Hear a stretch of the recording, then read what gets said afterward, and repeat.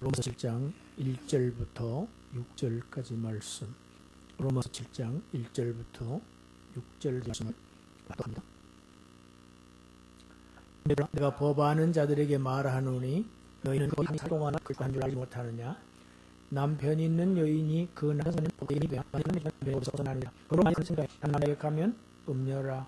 그러나 만일 그 법에서 되나니 다른 남자에게 갈지도 음녀가 되지 아니하니라. 그러므로 너희 때문에 율법에 대하여 죽임을 당하였으니 이는 다르니 곧 죽은 자 가운데서 살아나신 이에게 가서 우리가 하나님을 위하여 열매를 맺게 하려 함이라. 우리가 육신에 있을 때에는 율법으로 말미암는 죄의 정욕이 우리 지체 중에 역사하여 우리로 사망을 위하여 열매를 맺게 하였더니 이제는 우리가 얽매였던 것에 대하여 죽었으므로 율법에서 벗어났으니 이러므로 우리가 영의 새로운 것으로 섬길 것이요 율법 조문에 묵은 것으로 아니할지니라. 아멘.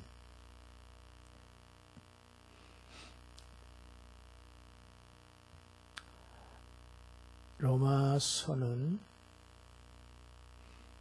아담 한 사람의 죄로 인해서 이 세상에 죄가 들어왔고 그 죄로 말미암아 이 세상은 사망이 왕노릇하는 세상이 되어버렸다.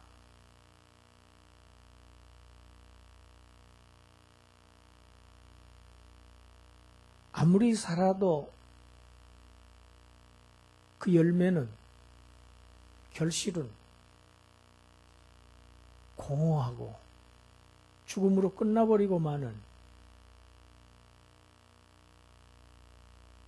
그러한 것이 이 세상의 삶이다.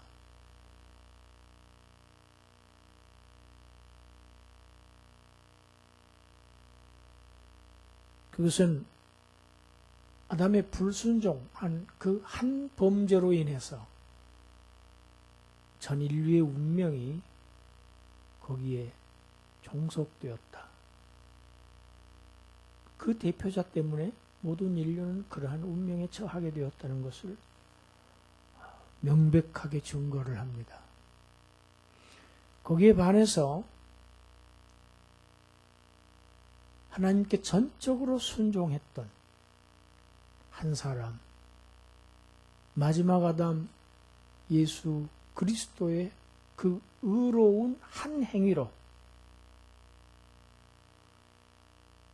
그와 연합된 사람들, 믿음으로 그리스도와 연합된 그리스도인들 모두는 죄의 지배로부터 벗어났다. 바울은 이렇게 로마서를 해서 가르치고 있습니다. 이것이 6장까지의 이야기라고 하면은 이제 7장부터는 율법에서 벗어났다는 사실을 이제 강조합니다. 로마서 6장 14절에서 죄가 너희를 주장하지 못하리니 이는 너희가 법 아래 있지 아니하고 은혜 아래 있음이라. 이렇게 말씀합니다. 죄에서 벗어남, 그리고 이 율법으로부터 벗어남, 이 두 가지의 이 벗어남의 순서는 물론 논리적인 순서입니다. 그리스도인은 율법에서 벗어남으로 인해서 죄의 지배로부터 자유함을 얻었다는 것입니다. 그러니까 이 죄로부터의 자유, 율법으로부터의 이 두 자유는 그리스도와 함께 죽고 함께 살아나는 것을 통해서 얻어지는 자유입니다. 그런 자들에게만 허락된 자유입니다. 오늘 본문에서 사도 바울은 이제 7장부터는 이제 각도를 달리합니다. 형제들아 내가 법하는 자들에게 말하노니 이 로마서의 수신자들, 이 로마 교회의 성도들은 율법을 아는 사람들입니다. 그러니까 일부는 유대인들입니다. 일부는 유대인이 아닌 이방인들이 있습니다. 그러나 그 이방인들 역시 회당 예배를 하는 그러한 이방인들입니다. 그래서 그들도 율법에 대해서 잘 아는 자들입니다. 너희가 법을 알고 있지 않느냐? 율법을 잘 알지 않느냐? 그 율법은 사람이 살 동안만 그를 주관하지 않느냐? 여기서 법이라고 하는 것은 모세의 율법을 가르칩니다. 토라를 얘기하지요.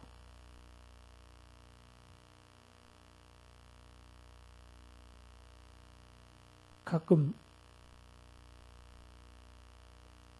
검찰에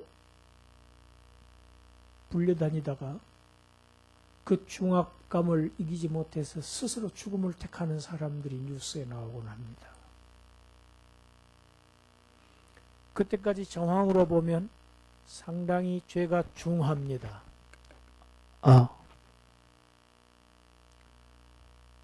죄가 상당히 중함에도 불구하고 그 사람이 죽어버리면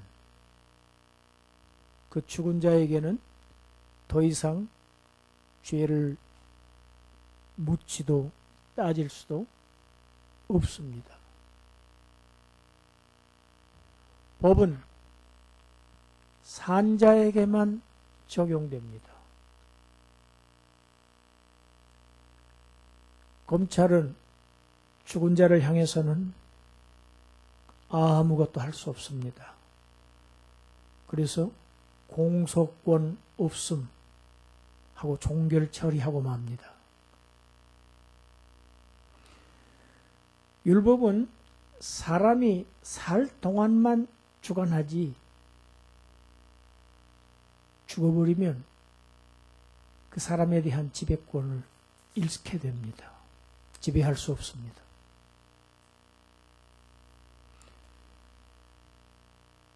오늘 본문의 2절부터 3절까지는 바울이 이것을 잘 설명하기 위해서 결혼관계의 유비를 사용합니다. 그리스도인은 율법에서 벗어났기 때문에 율법의 통치 아래 있지 않다 하는 사실을 결혼으로 비유합니다. 남자와 여자가 결혼을 합니다. 이 두 사람 간의 결혼의 이 관계는 이혼을 하면 끝나겠죠. 둘 중에 한 사람이 죽으면 이 결혼 관계는 끝나겠죠. 유대 사회에서 이혼을 할 수 있는 것은 오직 남편에게만 허용된 특권이었습니다. 그래서 복음서에 보면 이혼 증서도 써주지 않고 막 함부로 막 이혼을 했어요. 그것을 예수님이 책망하십니다. 책망하시니까 바리새인들이 예수님에게 대들지요. 모세가 이혼 증서를 써주면서 이혼하라고 했지 않습니까? 그러니까 우리는 이혼 증서를 써주면서 이혼했는데 뭐가 잘못됐어요? 하고 예수님께 대들었습니다.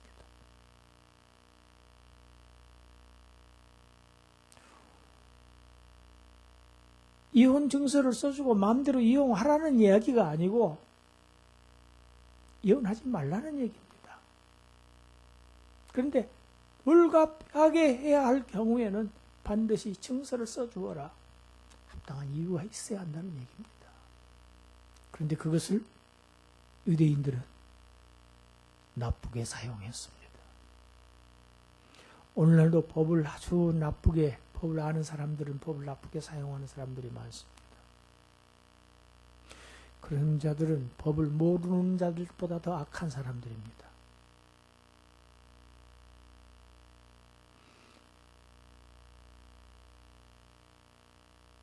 남편으로 비유되고 있는 율법, 율법이라고 하는 이 남편은 절대 이혼을 허락해 주지 않습니다. 그러면 이 여자는 끝끝내 이 남편의 법에, 성경에 남편의 법이라고 이렇게 되어 있습니다. 남편의 법에 매여 있는 존재가 됩니다. 남편이 살아있는 동안에는 이 여자는 법적으로 남편에게 매입니다. 그렇지만 남편이 죽으면 남편의 법에서 벗어나서 법적인 의무가 없어지는데, 문제는 이 율법 남편은 결코 죽지 않는다는 사실입니다. 예수님께서 이렇게 마태복음 5장에서 이렇게 말씀하십니다. 5장 17절 18절 우리 읽어봅시다. 내가 율법이나 선지자를 폐하러 온 줄로 생각하지 말라. 폐하러 온 것이 아니요 완전케 하려 함이라. 진실로 너희에게 이르노니 천지가 없어지기 전에는 율법의 1.1획도 결코 없어지지 아니하고 다 이루리라. 율법은 1.1획도 없어질 수가 없습니다. 율법의 기능이 제가 뭐라고 했습니까? 정죄하는 일을 합니다. 사람을 정죄합니다. 죄를 밝히 드러냅니다. 법이 하는 역할은 그것이죠. 그래서 그 죄인을 그리스도에게로 인도하는 초등교사, 몽학선생입니다. 그러니까 이 구원의 과정에서 율법의 역할은 굉장히 중요한 역할을 합니다. 죄를 드러내게 합니다. 죄인임을 자각하게 합니다. 이 남편은 결코 죽지 않습니다. 죽을 수도 없습니다. 그러면 어떻게 해야 이 율법으로부터 자유함을 얻을 수 있습니까?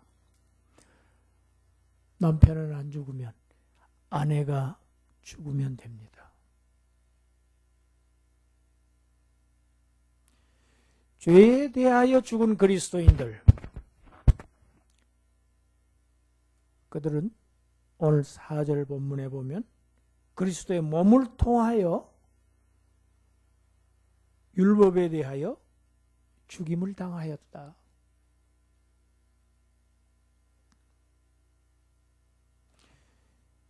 죄에 대하여 죽은 그리스도인은 그리스도와 함께 십자가에서 그리스도와 함께 율법에 대하여도 죽임을 당하였다. 내 형제들아, 본문에 그렇게 되어 있죠. 내 형제들아, 너희도 율법에 대하여 죽임을 당하였다. 죽임을 당하였다. 죽었다가 아닙니다. 수동태입니다. 하나님께서 그렇게 하셨다는 것입니다. 할렐루야. 그래서 그리스도인의 삶은 더 이상 율법의 통치 아래 있지 않다는 것입니다. 율법은 더 이상 그리스도인의 삶을 지배할 수 없다는 겁니다. 이제 삶의 원리가 바뀐 겁니다. 하나님께서 그렇게 하셨다. 하나님 왜 그렇게 하셨는가?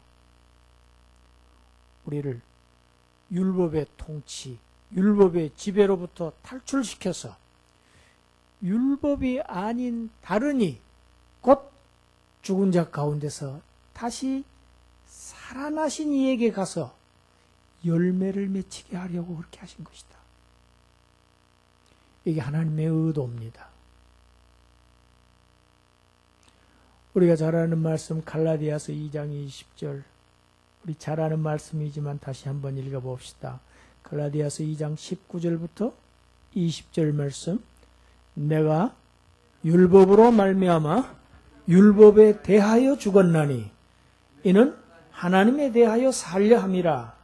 내가 그리스도와 함께 십자가에 못 박혔나니 그런즉 이제는 내가 사는 것이 아니요 오직 내 안에 그리스도께서 사시는 것이라. 이제 내가 육체 가운데 사는 것은 나를 사랑하사 나를 위하여 자기 자신을 버리신 하나님의 아들을 믿는 믿음 안에서 사는 것이다. 할렐루야. 내가 율법으로 말미암아 죽었다. 정죄하는 율법, 그 율법 때문에 내가 죽습니다. 정죄해서 내가 죄인이 돼서 죽은 거예요. 죄 때문에 죽습니다. 두 번째, 율법에 대하여 죽었다. 이제는 율법의 지배로부터 벗어났다.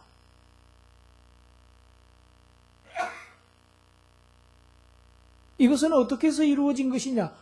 그리스도와 함께 십자가에 내가 못 박혀 죽었다. 하나님께서 그렇게 하셨다. 그래서 이제는 과거에 나는 지금 살고 있지 않다. 이미 죽었어. 처리가 됐어. 이제 내 새로운 생애, 이 생애는 그리스도와 함께 사는 생애야. 그리스도가 나의 남편이야. 그의 신부로, 정결한 신부로서 내가 살아가는 것이다. 이제 그를 믿으면서 살아가는 것이다. 이 그리스도와 함께 죽음은 우리를 부활하신 그리스도의 통치 아래에서 살게 하시려고 하나님께서 행하신 일입니다. 하나님의 행위입니다. 결과적으로 죄도 율법도 아무것도 그 어느 누구도 그리스도인을 지배할 수 없답니다. 주가 될 수 없다입니다. 오직 우리를 위하여 죽었다가 다시 사신 자, 그분만이 우리의 주님이시다. 할렐루야. 나는 이제 그분의 관할하로 이전되고 말았다. 완전히 옮겨졌다.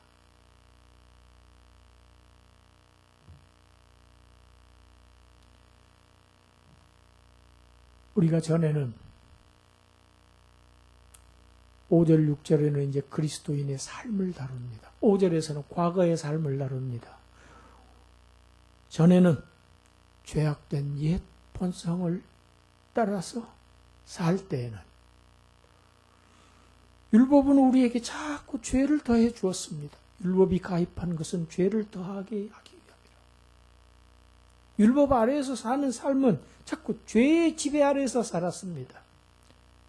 그래서 그때 역사한 것은 죄의 정욕이 우리의 지체 중에서 자꾸 활동을 해서 역사해서 결국은 우리는 수없는 많은 열매를 맺었는데 그 열매는 사망이라는 열매를 맺었습니다.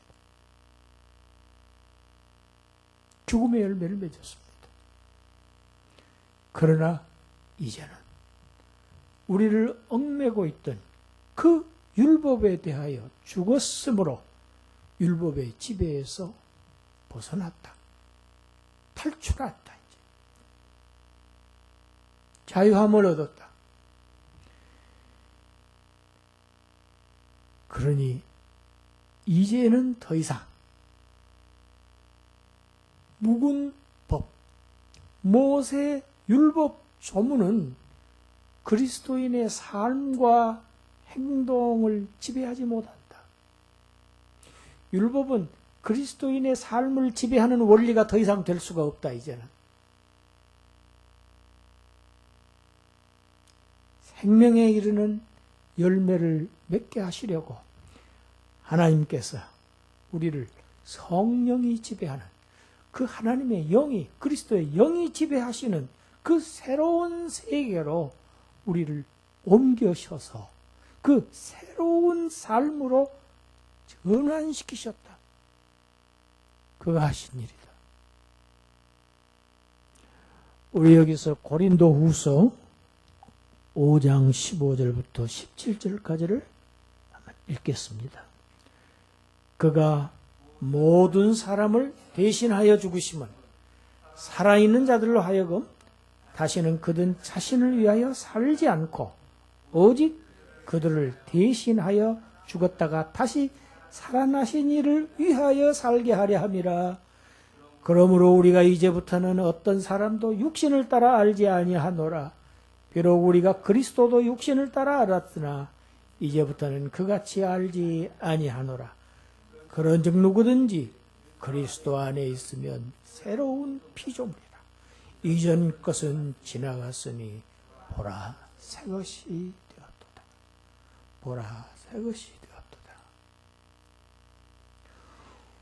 부활하신 그리스도 안에서 새로 지으심을 받은 자들, 그러한 저와 여러분들, 우리는 새 생명 가운데서 행하는 그러한 새로운 피조물들입니다. 새 창조하셨어요. 옛 창조와 다릅니다. 과거에는 율법의 멍에를 메고 억지로 할 수 없이 의무감에 사로잡혀서 하나님을 섬겼지만 이제는 그렇게 하나님을 섬기지 않는다. 사랑을 받은 아내로서 나를 사랑하시되 목숨까지 내어주시기까지 사랑하신 그 남편을 위해서 사는 생입니다. 오직 영의 지배를 받으며 성령의 통치를 받으며 감사하며 기뻐하며 순종하며 하나님을 즐겁게 섬기는, 감사하며 섬기는 그러한 주님의 종들이 되시기를 주님의 이름으로 축원합니다. 기도하겠습니다. 하나님, 아무 행한 것 없이 오직 예수 그리스도의 은혜로 정량할 수 없는 하나님의 사랑으로 우리가 이제 율법으로부터 그 무거운 멍에를 벗어버리고 이제 자유를 얻은 자유민이 되었습니다. 이제 스스로 감사함으로, 자원함으로 나를 위해 죽었다가 다시 살아나신 신랑 되신 우리 주님을 위해서 사는 그러한 복된 신부들이 되게 하여 주시옵소서. 그러한 삶을 살 수 있도록 저희들에게 힘 주시고 능력 주시옵소서. 예수님 이름으로 기도드리옵나이다. 아멘.